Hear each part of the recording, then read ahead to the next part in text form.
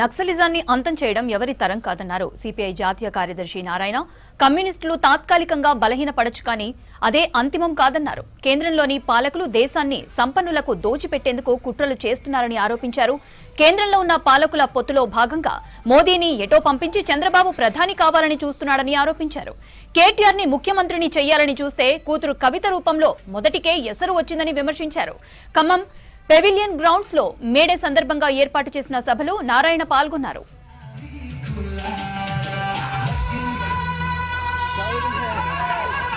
Operation కంగారు పెట్టి మొట్టమొదటి ఆత్మహత్య అన్నాడు.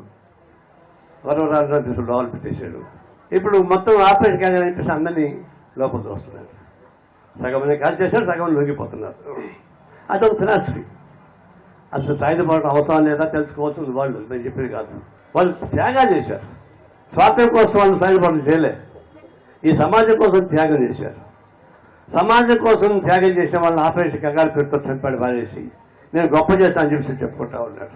ఆ గడువుని ఖాళీ చేయకపోతే కార్పొరేట్ కంపెనీకి ఆపరేషన్ సాధ్యం కాదు కాబట్టి చివరికి ఆపరేషన్ కంగారు పెట్టి నాకు దాన్ని తప్పుడు మొదలుపెట్టారు. ఫ్రై పెట్టేశారు. దాదాపు అన్న కొంత లొంగిపోయారు, కొంతమంది చంపేశారు. అయిపోయింది అనుకుంటారు వాళ్ళు. కానీ పిచ్చోళ్ళు అది మార్క్సిజం అనేది ఒక సిద్ధాంతం, నక్సలిజం అనేది ఒక సిద్ధాంతం.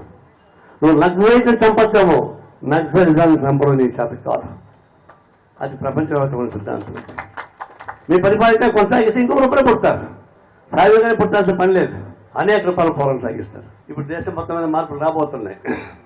వాళ్ళ ఉద్దేశం ఇప్పుడు ఇది జమినీ ఎన్నికలు పెట్టాలా, మోడీ ప్రమాణం ఎడుతున్నారు కాబట్టి మోడీని రాబోయే రోజుల్లో ఏకచక్రాధిపతిగా ఆయన చూపించి ఓట్లు తెచ్చుకోవాలి. వాళ్ళు ఓట్లు తెచ్చుకోవాలంటే ఇప్పుడు దేశం మొత్తం మీదుగా ఈ మోడీని ప్రధానంగా పెట్టాలని చూస్తున్నారు. అమెరికా అధ్యక్ష పాలన రావాలని ప్రయత్నిస్తున్నారు.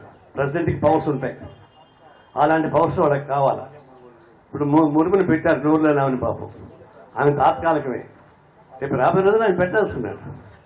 ఇప్పుడు చంద్రబాబు ఎగిరి దూకుతున్నాడు టీడీపీ నాయకుడు, ఆ మిత్రుడే. ఆయన ఎందుకు దూకుతాడంటే మోడీని అట్లా పంపిస్తే ఈయన ప్రధానమంత్రి ఈయన గొడవ. చంద్రబాబు నాయుడు చంద్రబాబు కన్నేశాడు, కొడుక్కి రాజ్యం అప్పగిస్తాడు. ఆయన ప్రధానమంత్రి ఏదానికి పోవాలనుకుంటున్నాడు. కానీ ఎక్కడ బావాలని నమ్మకం ఒక బావ కాదు. మోడీ ఉపయోగించుకుంటారు తప్ప పైకి రాని ఎవరిని.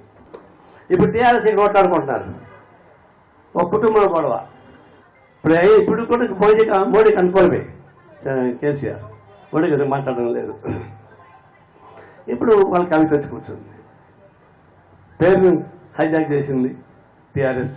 డెఫినేషన్ ఏమైనా కావచ్చు, బహుశా రాజకీయాల్లో కానీ బయట కానీ అది హ్యూమన్ బీయింగ్గా ఏ తండ్రికి ఇంత కష్టాలు రాకూడదు. సొంత కూతురే తండ్రికి వ్యతిరేకంగా నానా విమర్శలు చేస్తూ ఉంది. తండ్రి ఏం చేస్తాడు, కడుపు తీసుకుంటే కాళ్ళ మీద పడుతుంది. కూతురు ఏమైనా తింటే ఆయనగా తగులుతుంది కాబట్టి ఆయన తిట్టలేడు. ఎవరు చెప్తారే తిట్టబోతే అక్క కూతురు, కొట్టబోతే అక్కడ ఉందని అంటారు.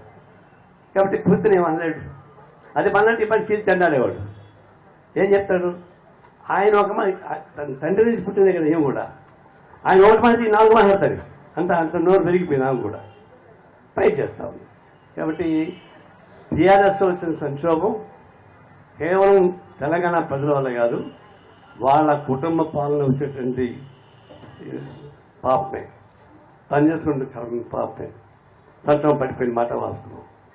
సంక్షోభం పడిందా వాళ్ళ కుటుంబం తెలుసుకుంటారు, వాళ్ళ సంగతి వాళ్ళు తెలుసుకుంటారు.